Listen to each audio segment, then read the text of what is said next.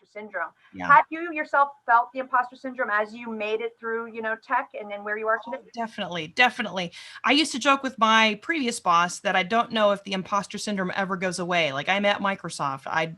It's crazy, right? It's an awesome reality, but I also feel like I think I still have a ever so slight imposter syndrome, but I think that starts to die out the longer you're in a certain role or on a certain team, and you start realizing that people around you maybe aren't as technical or maybe don't have the same skill set, right? So my background being very heavy in communication studies and English, I can write well, I can speak well. So that's a different skill set than a traditional engineer would have. They're very, and it's no discredit to any engineers, but they're more binary. They're more black or white. And I think a lot of the roles out there that really gravitate towards enterprise architecture, dealing more with architect type roles, you need to dip in a little bit more to those types of areas, a little bit more on the gray side, like being able to read a room, being able to have a conversation and connect with people. Because I think that's not a normal trait, especially when you think about the way engineers move into more technical roles. No. Was super easy. Okay, so we got that done. Your camera looks great. I love the flowers in the background. Okay, one other thing. I forgot to bring my hairbrush today, so my hair is a little fly. That's okay. There we go. All right. I also first of all, Laura, it's so nice to meet you. I'm sorry, I got all flustered with the Zoom and all that. Oh, I'm so sorry. It's really nice to meet you too. Yeah, it's thank you for inviting me to do this. Yeah, no, I'm very excited to have you. And so really, I love your background too. I saw fashion and I was like, oh, we're destined to be friends. And so, so I just want to confirm, I have all the details you wrote about what your, comfort zone is. We're not going to focus a lot on how early you're at Microsoft, but are you okay with us talking about your career journey, leading you up to here, not really setting a time of what that is, but just more of talking about the career side of things? I'm comfortable with any questions at all. You can throw anything you want about my career journey, about being a woman in tech, about my family, about being new at Microsoft. I'm an open book. Awesome. Okay. And so you are okay if I mention your family, because every now and again I pop in funny stories about my son or just things I've learned along the way. And so I just like to ask, though, some people aren't, some people are. Nope. My kids show up on my my social a lot. So yeah. I have a son and a daughter, so totally okay with that.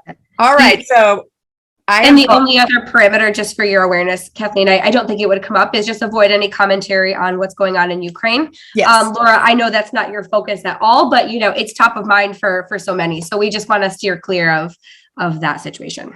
No, I totally understand. I tend to steer away from anything political, generally speaking, but I appreciate the call out about that. Sorry, in terms of the bio, do you want me to cover anything specifically? I mean, I have your bio, but is it, what do you want me to punch on, or just curious? I think from my bio, just a variety of different roles in tech or careers in tech. At a partner for 15 years. The majority of came to Microsoft after being at a partner for 15 years. And then, just my role as CVP of Azure Product Marketing. Okay. And so it's Azure, say it again, because I was just going to say Azure Marketing, but it's Azure what marketing? You could just say Azure Marketing. We always shorten it. Are you sure? Okay. Yeah. All right.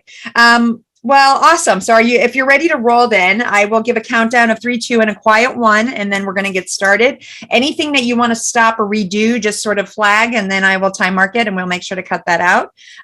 Doesn't matter how many times we have to redo something, but we just want to make sure the mic is close to you. So just want to do a real quick sound check. Can you do a Kathleen or 1, 2, 3? Yes. Hi, this is Kathleen. Can you move it maybe a little bit closer? I just have my laptop today. So oh, okay. No worries. I don't have the same setup at the office as I do at home. It's okay. That's fine. Just maybe move your, so I think that'll be okay. I'm just going to change one setting on my end to accommodate for that. Yeah, we had, so when we go into the next year of this and funding, hopefully we'll be able to send out kits and stuff ahead of time, but with the changeover of our team and everything, some of that funding is, no longer there, at least for now. So we'll sort that out by next year. I think we'll be fine on the sound. I don't see any setting I can actually set to do that, but I think we'll be okay. I just made my volume louder. Oh, that's actually better. That is actually better. Yeah. Oh, I just lost you though. Uh-oh. I hear you. You don't hear me? I just lost video. Oh, I can still see There you, you Laura. are. Okay, that was me. oh, okay. It's all good. I'm just going to check one other thing here. All right. I'm going to change my output level here and then here. And I think we are good. So do you hear me okay on your end? I hear you great. Awesome. All right. All right. So if any other questions from Sarah or Talise? All good here. Excited for the chat.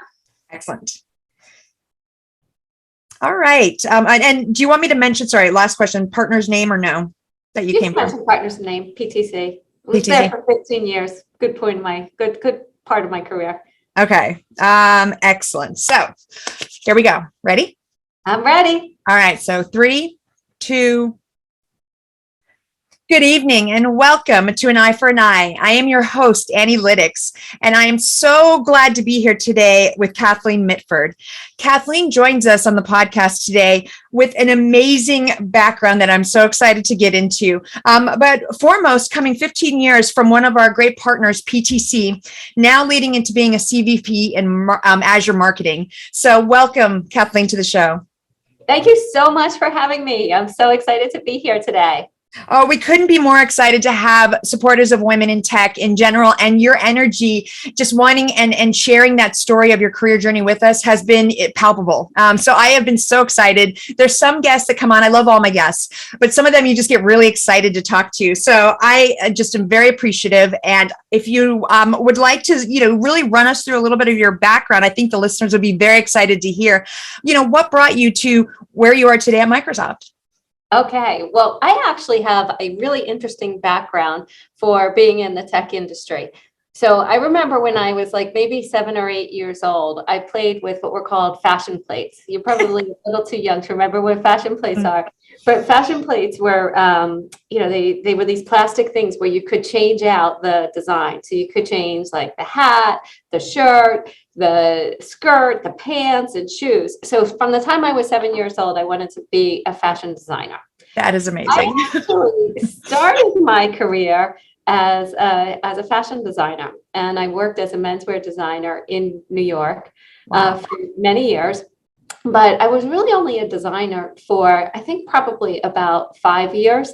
Okay. And I've spent the majority of my career in technology. And what happened was I got the dream job that I wanted. I did it for a couple of years and I got kind of a little bit bored.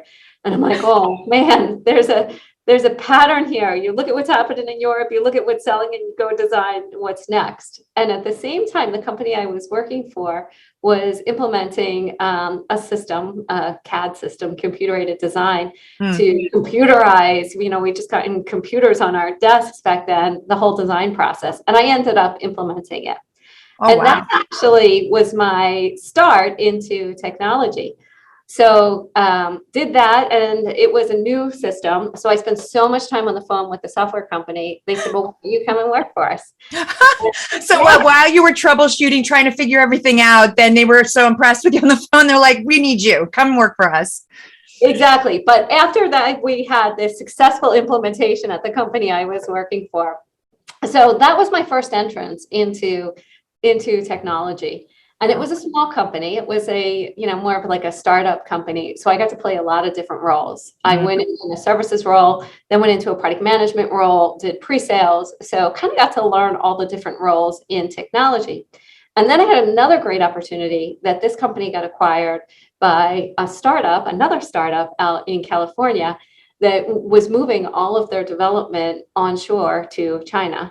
And they needed somebody to help them create a development office in China. And I had the pleasure of being able to work on that project. So got deeply involved and really understanding not just product management and product marketing, but what is the entire software development process? What does an engineer do? What does a quality specialist do? What is a product owner? How does that tie into customer success? So that's really where I learned a lot hands-on about the technology industry. And then I went from there to where I spent most of my career in technology at a company called PTC. And PTC, they provide industrial software for engineering, manufacturing, and servicing products to mostly manufacturing companies. And there, again, a great career where I had a variety of different roles: strategy, product management, product marketing, leading their engineering team, leading partners, leading acquisitions, leading corporate marketing. And they were a partner of Microsoft, and that's what brought me here. And I've been here at Microsoft not quite a year yet, and thrilled to be here. And, really enjoyed the journey of not only my career, but it landed me here at Microsoft. Such a brilliant story, because if you think about it, a lot of folks I talk to think they have to graduate directly into tech if they're going to become, a woman in tech. And the reality is our careers, our journeys are never linear. They're often take, the form of what could be through the fashion world. And I truly love that story because it showcases a few things. One, that there are roles in tech that you don't even realize exist sometimes when you start out in your career, and that you stumble into, you realize you love. And that too, your career starting in one industry can blossom in so many others. And what's so great about your journey is, starting in fashion in one area, and then, being brought into more that technology sphere, and then really holding all of these various roles leading you up to your partner and then to Microsoft. I think you've held the hat of almost every department I can think of in a tech org. And so what led you from that into landing in marketing, that becomes your focus out of all the different hats that you wore in your career? Well, some of it is marketing, but some of it's also the opportunity. So I've always kept an open mind, when I look at my career journey and when I look at different opportunities. So two different things led me here. And I actually wasn't looking for a new role, but then once I started talking to Microsoft, not just about this particular position, but about, this opportunity with Azure. So I would say there's a couple different things that led me to my role today. Number one, just the opportunity with Azure. And even before that, Microsoft, Microsoft is a fantastic company. And also it's a company whose purpose, missions, and values really align a lot with my own. And that was something that was important to me in any career change that I was going to make. So first there was Microsoft and being a company that was really purpose-driven and aligning with that. Next, it's the Azure opportunity. Wow, with Azure. If you look with Azure, when we look at the cloud has moved from being a technology enabler to being a business. Really excited disruptor. to kick this off. So are you good to go? Yeah. Awesome.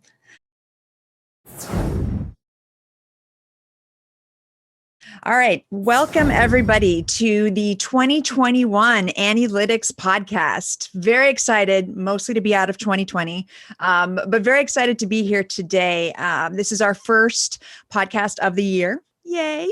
And today we have Sarah Lean joining us, whom I've heard such amazing things about from Shannon Keene, another one of our previous podcast guests. So welcome, Sarah. Thank you for having me. It's good to be here. Yeah, why don't you give me a little bit of background of how you know Shannon? So Shannon and I both work at Microsoft. Shannon's a cloud advocate and so am I. And I think in 2020, we both kind of nominated each other to do stuff. When I was invited to a conference, I'd be like, do you need another female speaker? Because Shannon can come. And we've been tit-tatting back and forth over the years. So that's how I've ended up here. No, I love that. I mean, that actually, brings a really good point about networking in general and how powerful networking is, for our careers. Do you find that, a lot of the folks that you meet are folks that you bring in that arsenal of network, if you will? What's that been like for you? Oh yeah, absolutely. And a great story about how networking has helped me is I started the Glasgow Azure user group. Someone came along who worked for Microsoft. He said, we have a role in our team. Would you like to join? I applied, ended up at Microsoft. So without starting that user group or attending that user group even, I would not have had the dream job that I do at Microsoft now. So networking can absolutely help you on your journey. So I think as much as you need to be focused on whatever your job is, for me, it's technology. I need to be keeping up with that. Networking is also part of what I need to do daily to continue doing what I want to do and grow as well. Yeah, no, it's amazing. I've always said, and I mean this in no arrogance, but for the last probably 5 jobs of my career, it's all come through networking. It's not and something that I've reached out to explicitly. And so you can't undervalue, one of the things I didn't appreciate in college was the relationships and partnerships that could, affect you downstream. So, I considered myself a cool person. So I wasn't gonna, rush a sorority, for example, even though now I regret it, but Yeah. that's neither here nor there. Because I look at, how much those relationships forged. And so I think that's a tremendous point. And Shannon's been a great friend and facilitator to the Annielytics podcast in terms of finding women like you. I work at Microsoft as well. And so I love just meeting another strong female, in our workplace. It's something that's to be said that I really feel, as we've changed our culture, we really have brought in a lot of amazing women. Do you find in your work, that you feel the same way? Yeah, I think I've always worked in environments where it's been male orientated, right? I've mostly been the female, especially from the side of IT that I come into. Right. I'm in the infrastructure side. You find that most women are maybe in the data side or project management side. So I was always the rogue female in amongst the infrastructure guys. But it's nice to see that that's kind of changing, and there's a lot more. And certainly now that I'm active more on social media and I'm active at user groups when we can get to them, that there's more females out there than I've noticed. So it's great to see that we're encouraging them. And I think every female in the IT industry needs to continue to encourage more females, because there's still that perception that it's a male orientated environment and technology isn't something that females can do.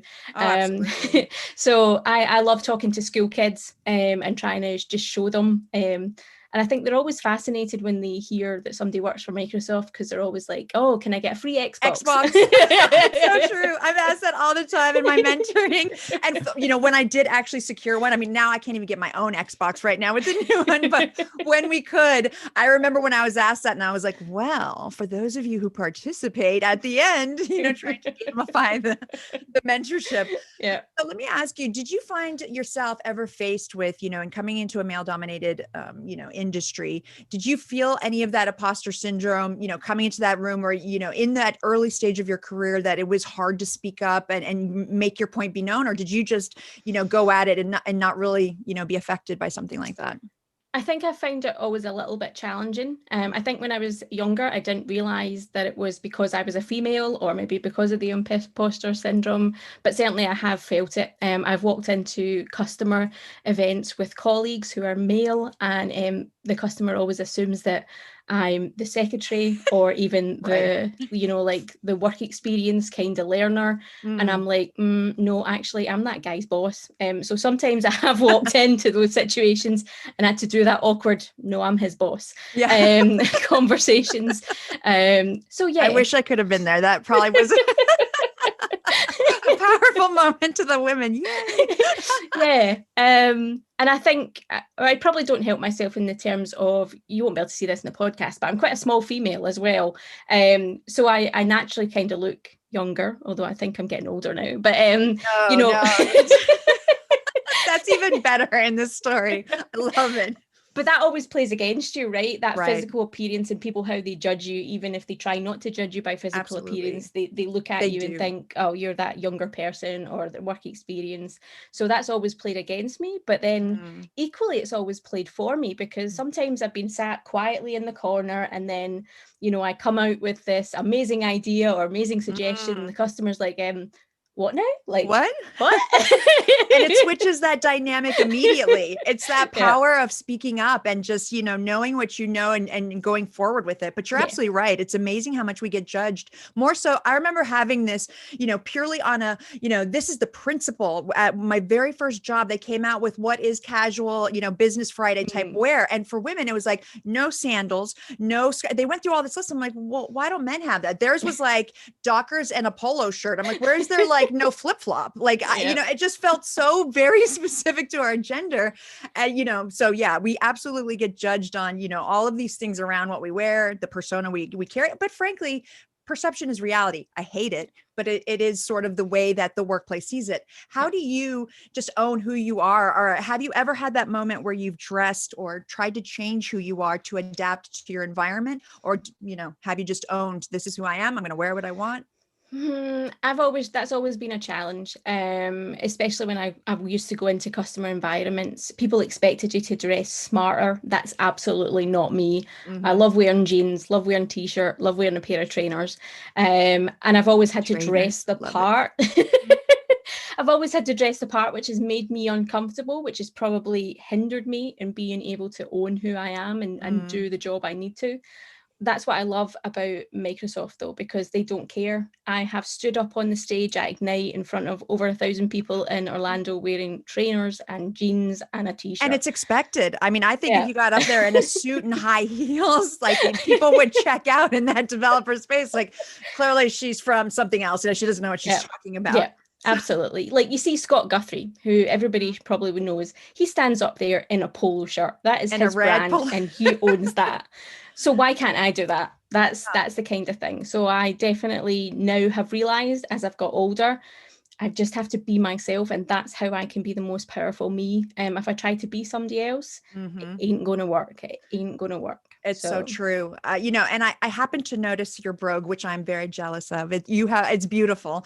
I'm just curious, where does it come from? You tell me a little bit about you and your background. So I've got a bit of a weird story because I grew up on a dairy farm, and always wanted to be a farmer, but was told I couldn't do that because that was a male orientated job. Okay. And I was pushed into IT. And ironically, that's a male orientated environment. But I think at the time my parents thought, oh, it's more lucrative, it's maybe more the future than where farming was. And they were probably right to a certain degree. So ironically, I ended up going into computing and just kind of loved that. I did the support element of it, helped people reset their passwords, fixed all those printers, all that kind of fun stuff, and just kind of gradually grew along. I did my apprenticeship in IT and worked up to where I am today. So So when you say you were pushed in that, do you mean by your parents? Like that's the field they wanted versus you wanting to be a farmer? And I wish you had been a farmer because I'm obsessed with animals. So. I don't think I was pushed necessarily in a bad way, because I loved sitting in front of my computer. I remember the very first time that I got a computer, and I do remember dreaming that I would want to work for Bill Gates. I'd want to walk into the same office as him and shake his hand, and he'd be my boss. So I think, of course, that was, as a kid, that's what you think. You don't, you see somebody like Bill Gates and that's who you kind of aspire to. So I think at the time my dream was to either be a farmer or to be IT, and that's where they pushed me down that road. A gentle nudging and working for Bill Gates, of course, which I'm thinking when I was a kid, I definitely wasn't thinking about dreaming about working for Bill Gates. That just shows how smart you are. I think I wanted to be like a mermaid. I also wanted to be a cashier. I was obsessed with checking out. I know you're like, wow, you're setting the stage high, Laura, but literally my family gave me a Costco cash register, like a real one, as a Christmas gift. Like, that was my jam. But you had a computer and were dreaming about Bill Gates, so you were in a perfect career. I love that. So did you, as you've gone through this at Microsoft, have you had any, let's say, where you're working with, whether it be customers, partners, external, because again, as women in tech, we also have to project and relay this, this is who we are because this is the company that we work for. But sometimes they don't play in that same sandbox. They don't have the same guidelines and really the principles by which, we as our company try to follow. Have you ever experienced that in this, very male dominated field, and how have you combated that? I don't think recently. I think previously in previous jobs, I've had some males give me great advice where they've told me if I don't dress like a female, I won't progress and I'll never be successful. And that's a reality though. I mean, this happens a lot and people don't talk about it because right now, especially, it's a very taboo topic, but I think as women, we get faced with this all the time. And so I love that you're bringing up that example. I mean, how did that make you feel and how did you get past that? I think at the time I was really worried. Like, he was a respected person in my eyes. And I was like, oh no, I need to go and change who I am. And I did. I went out and bought new clothes and stuff like that. All those clothes got ditched because I broke them or burst them when I was climbing under desks and trying to fix printers, because they're not practical. But it's ironic. After a while, I kind of forgot that advice and thought, no, he's talking rubbish. And ironically, he stalked me on LinkedIn. He was looking at my LinkedIn profile, and I noticed he's still in the same job that he was when he gave me that advice, and I'm obviously not. So I think that's a little bit of karma. And Absolutely. And a little bit of like, you don't have to say anything, like, look where I am. Here you are. Okay. The unspoken like growth that happened there. Oh, I love that. No, I'm just thinking about it. Like, how would I have climbed under desks to do some of that wiring and fixing that you were doing if I had to be back in those kind of, outfits? I totally understand, but that's the reality. And I think, when I talk to girls coming out of, and I mean, literally girls, they are just coming out of high school, they're planning their careers in college and what they want to be. And they have these aspirations, while they may have heard of it, I don't think they know until they get in it or are faced with it, how uncomfortable it really can be. And how, you make these decisions. And I have done the same to change, to meet those, oh, well, you're older, you must be giving me wise advice. Yeah. And I think, would you agree, or, in terms of imparting that, what would you say, to that young mind, to say, ignore it enough that you're where you're comfortable, but just, really own who you are? Yeah, I think it's very hard to tell someone who's young and impressionable, just to be yourself, because you don't. I'm in my late 30s. I still don't know who I am properly. So that's true. And that changes too, especially when you're in those, 18, 19, you're going to go through iterations of life and change who you are. Yeah, I think you just kind of have to, and it sounds cliched, but follow your passion. Just follow what you're happy doing. If you're not happy doing it, if you can't sleep at night, if you're waking up in the morning not wanting to do whatever you're going to have to do, it's the wrong thing and you need to change it. It's really hard when you're younger. I feel for the next generation. I think it's even harder than when I was growing up, with so much social media and the celebrities and all the kind of impressions that they get. But yeah, I think if you wake up in the morning and you don't want to go and do what you're going to do, that's the time to change. I was just talking to a mentee of mine who had been bullied in her youth, and then she's gone into her first role, and it's been very exciting for me to see, her sort of longitudinal progress of life. And now she's, feeling like she's being bullied at work because she is young. And it was heartbreaking because it harkened back to all of that childhood experience. And it's like, I too was trying to find the right words to say, like, without it sort of discounting that experience, because that's part of what makes her her. Yeah. I think, our childhoods, either can set us up for success. And we've had other guests talk about how their family wanted them to go down one path, but in a very negative way, didn't really support their dreams, going down maybe a tech path. And then they chose that risk to do their own thing. And they found that passion. What is your passion outside of tech? Because clearly tech is your passion in terms of work. But what other things make Sarah? I don't know. I think it's very hard. I find answering that question very hard in 2021 because I've not been able to be myself for the last year, as the rest of us haven't. But when everything was normal, I loved to spend time with my friends and family, going out and visiting Scottish castles and traveling about. And can I come with you, please? Yes. I am so sold on wanting to go on. I'm not even kidding. I mean, I am obsessed with Scottish castles, but I don't want to go on my own. Well, when it's safe to come across and you can come with us. I love that. But yeah, that's what I love. I love traveling about Scotland. I love going on weekend adventures. Love going to agricultural shows and just seeing what's happening in that and supporting the industry and stuff like that where I can. What's the coolest adventure you went on pre-COVID? I don't know. You probably are like, oh, I have so many. Let me pull from my arsenal here. I don't know. I think one of the last trips my husband and I took was way up north of Scotland, right up to the top. We were up at John O'Groats and we went to Castle May, which is what the Queen Mother Yeah. like the Queen Mother of the UK. Yeah. And that was pretty cool. I loved Was it seeing really? that, and it was lovely.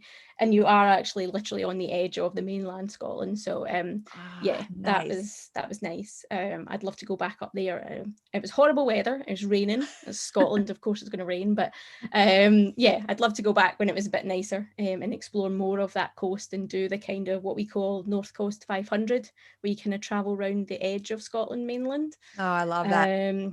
So yeah, that's definitely a dream at the moment to do that, and that was probably the last coolest trip I probably had before COVID. Can you, and this is my I guess my geographical ignorance, but can you drive the entire island like you can in Jamaica, do the whole, So you can do the mainland, but we have little islands split it all off Scotland's coast, so you can jump on car ferries to a lot of them. I probably wouldn't, because it's really horrible sea and I'd be seasick and it'd be horrendous. But you could actually logistically drive on ferries and stuff to get to all the islands. But I think thanks for making me feel better in my ignorant question by saying there's some ferries you can jump on. So in my head, I'm like, check. Okay, the answer is yes. Yeah, I'd probably take planes. There is an island just off Scotland you can actually fly to and land on the beach, and the runway is the beach. So there only is certain flights at certain times of the day when the tide's off. So that's on my bucket list to do as well. Oh, absolutely. What a cool thing. Like we landed on the beach at the right time. Like imagine if they have to circle once and the title. Sorry, we're heading back.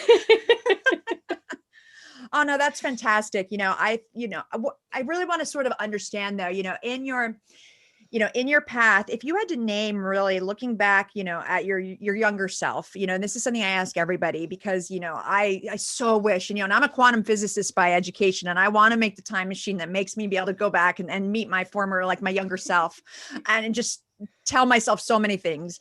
But what would you tell your younger self, out of, all the points we talked about or some that we haven't, just to help set her on a path to succeed earlier, maybe than she already did? I'd say apply to Microsoft sooner. I always thought, like, even though it was a dream, I always thought I was never good enough. Like that imposter syndrome that we talked about kicked in and said I was never good enough. And some wee girl from Scotland was never going to work for Microsoft. So yeah, I'd definitely tell her if I could go back and go apply sooner, because the opportunities in Microsoft are amazing and I've loved it. But I guess equally, the career path that I've taken has made me who I am and probably made me successful at Microsoft. So that's probably a catch-22, but I definitely tell her to look out for those jobs at Microsoft sooner. Wow. I love my company too, no doubt, but that is a real testament for, the company itself. Like I would have never joined. And when I was interviewed, I was like, listen, for the last 10 years I've been blogging, I had nothing but terrible things to say about you as a company. I came from Apple. I was an Apple fangirl all in. And I was like, my friends, I lived out in Seattle, they would tell me these horror stories about the stack ranking. And, I had, even though, in hindsight, I'm like, well, there's probably a little bit of that everywhere. You're going to always rank your employees, but in my mind, I'm like, oh, it's terrible. Don't go work there. And so, your passion for the company though is amazing. Like how long have you worked at Microsoft? I'm coming up just for 3 years now. So that's great. Still a newbie. No, that's great. I mean, it's always awkward when someone comes on and maybe doesn't have the greatest things to say. It's like, oh, okay, I work in this company. This is kind of awkward, but so let me just, round out this conversation. And Shannon, literally Shannon's texting me right now. And I told her that we were doing this podcast saying you guys are going to get along great. And clearly she was right. If you, again, we've asked this of everybody, but planning a dinner party and thinking through who you would invite, alive or dead, fictional or non, what two people would you like to bring to that party and why? I think the first guest would definitely be Barbara Streisand, because I love her. Oh, that's interesting. Yeah, no, I can imagine she'd be an interesting person to talk to. I just finished watching Yentl, so that's just, anyways. Yeah. So I think she's got pretty good stories to tell. And I don't know about the second one. I've played around with this because you kind of sent me the question across earlier, and I've played around with it. I think I'd probably actually like Liza Minnelli. I think she'd be fun, and I think she'd make a great pairing with Barbara. So no, I was just thinking, after you have cocktails and your aperitif, then we could have sort of like a mini Broadway show going on. Oh yeah. When I was a kid, my grandmother and I used to fly up to New York every fall and we'd go to shows and she was a huge Liza Minnelli fan. So yeah, I just remember that feeling very cabaret-esque, moment. So I love it. All right. I want to come to your dinner party too. So I'll just tag along on the back end. Awesome. I hope someday our paths cross at work. I know you're in infrastructure and I on the data science and AI side, but your energy is just so infectious, Sarah. So I really do hope our paths cross. So I'm going to nudge Shannon, to make sure that happens artificially, because I'd just love to chat further with you. Yeah, hopefully we can meet at like Ignite or something when we do it back Oh in yeah, person or traveling. something. If I don't bust out of my house soon and travel again, I was so proud that I'd reached the top of the line of American Airlines status. Like, oh, look at me. And now I'm like, oh my gosh, like those days of like, where am I going to use all my miles? I mean, such a foreign thought. But yes, I hope we do get to meet in person. And I love that we're growing this network of females that do have paths that cross at these conferences. So actually, you just gave me a great idea, and you can hold me to this. All the women that have, work at Microsoft or in our partner sphere, I'm going to pull them together when we finally can go to an Ignite or some type of Ready or some conference, and we're going to have the Annielytics, let's all meet and greet and share how kooky our talks were. But thank you so much, Sarah. I really appreciate you taking the time out to chat with us today on the Annielytics podcast. Thank you so much for having me. Absolutely. Have a great day, and bye everyone. That was incredible. I just want to say, Laura, you found your voice. I don't know what happened over the break, in a good way. I mean, we are building this show. Laura comes in every day ready to go. I think you found your voice today. Oh, it was just A, I got the proper mic set up, so that helps. B, I got a rest. I got some time off. I'm just saying you found your voice. Well, thank you. Sarah, you're funny. You are. And I'm going to say on a side note, it sounds like we're about the same age, but you look so amazing. You're like, I know you talked about it looking young, but I was like, really, we're the same age? Damn. It's just good lighting. That's it. Okay. All right. Thanks. Again, make me feel good. It was excellent. I have got nothing. We've got one more today, but Laura, it's so nice to hear that in a nice way. It's when you build these shows and you're doing it, it was lovely. It was great. Oh, okay. So we'll cut it, but yeah, you found your voice. So keep it up. Thanks. Thank everybody. you. And Darren, I'll have an answer for you about your email in the next few days. We're just finalizing all of that. Thank you. And this way, because we're just getting the team, and like you said, we'll have more team doing some more video for you. Okay, Awesome. great. Oh, Thank I you. actually love the Annielytics at Ignite. We need to get Gretchen. I mean, I am telling 100%. you. Oh, by the way, we've scheduled our TikTok, so we're going to have our follow, and it's actually scheduled. Oh, that's great. But I got to tell you, Annielytics at Night, that's insane. Okay. That would be super fun. All right. Thanks, Sarah, everybody. for the idea. Cheers. Bye. It's a great idea.